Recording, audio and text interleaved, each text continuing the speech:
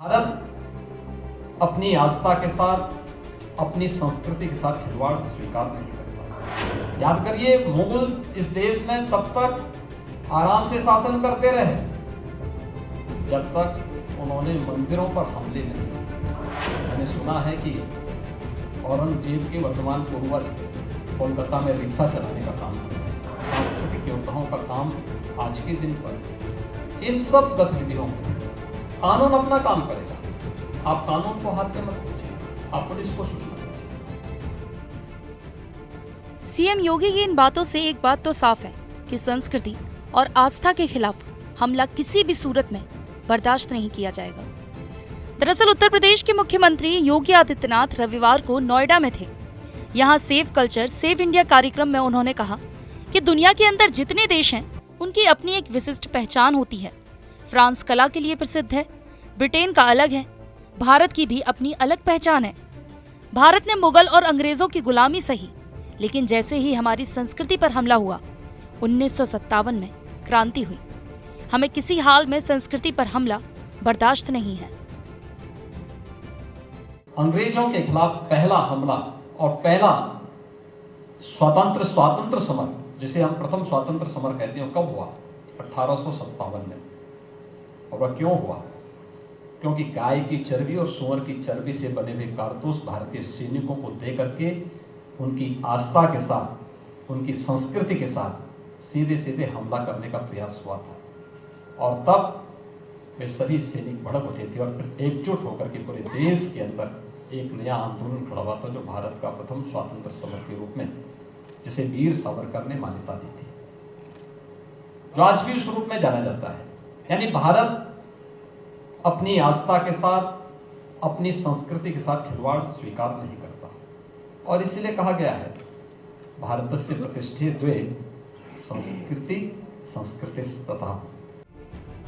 CM ने आगे कहा कि मुगल तब तक देश में शासन करते रहे जब तक उन्होंने मंदिरों पर हमला नहीं किया।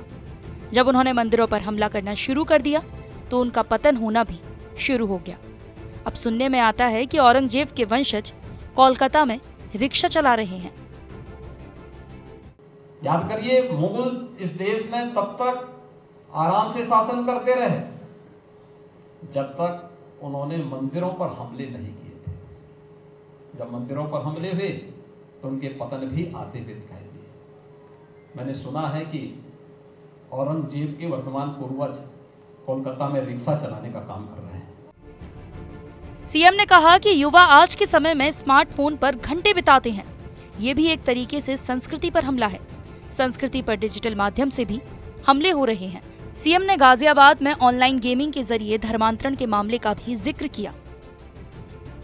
एक आदमी आज के दिन पे अपने स्मार्टफोन का जो उपयोग करता है ना, लगभग अपने अमूल्य समय में से 6 से लेके 8 घंटे का समय वह इसमें खर्च कर देता है। एवरेज 6 से 8 घंटा।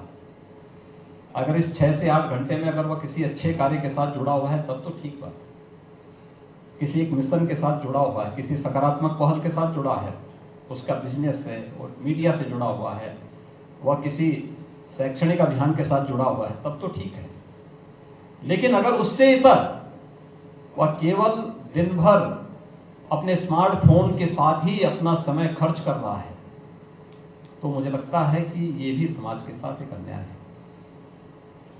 यह सांस्कृतिक, हमारी संस्कृति पर जो हमला हुआ है, यह हमला हो रहा है, वह डिजिटल माध्यम से हो, वह किसी अन्य माध्यम से हो, उसके तौर तरीके बदले हैं और उस तौर तरीकों को हमें समझना होगा। अरे आपने देखा होगा, हमारी पुलिस ने एक मामला पकड़ा है, स्मार्टफोन में गेमिंग के माध्यम से कन्वर्जन। बहुत बड़ा गिरोह है। और कैसे वो संचालित होता था? गेम स्कूली टीनेजर्स के साथ उन्हें धीरे धीरे करके कैसे वहां लेकर के गए। कार्यक्रम में मुख्यमंत्री ने कहा कि संस्कृति से खिलवाड़ करने वालों के खिलाफ कानून को अपने हाथों में ना लें। अगर कानून को अपने हाथ में लेंगे तो ये ऐसे लोगों की मदद करना होगा। इससे उन्हें बचाव का रास्ता मिलेगा।